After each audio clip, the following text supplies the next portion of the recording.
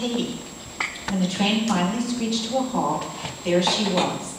Under 5 feet tall, she dressed gloomily, with her brown hair pulled severely into a bun. In one hand, she carried a portmanteau, and in the other, a plaid knitting bag. But most recognizable of all were her high-button shoes.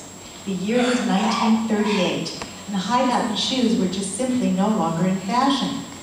It was as if Aunt Katie had been frozen in time since the day she learned her fiancé had been killed in France 1 week before the end of World War I. I had never found her easy to talk with, always fearful my youthful enthusiasm might interrupt her gloom. I carried her knitting bag, the contents of which were an ongoing source of family amusement.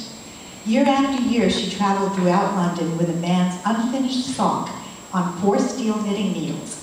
Rumor had it that despite the constant clicking of her needles, the sock never grew in length, and it was the same sock still in process. When she later opened her knitting bag, she removed not the legendary sock, but a length of delicate dotted Swiss material, a spool of white thread, and a fine sewing needle. "I'm smocking a dress for my landlady's granddaughter," she said. "Why is so much fabric needed? Is it for a baby? If it's for a baby," I questioned. She explained that 3 times the width of the finished dress was required for smocking.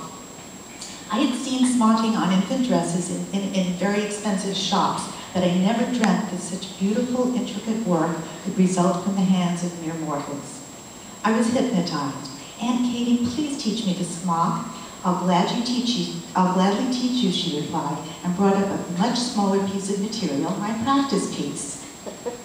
This unremarkable exchange was the beginning of an unusual friendship and a lifetime of delight brought by the creation of so many handmade garments, beautiful handmade garments.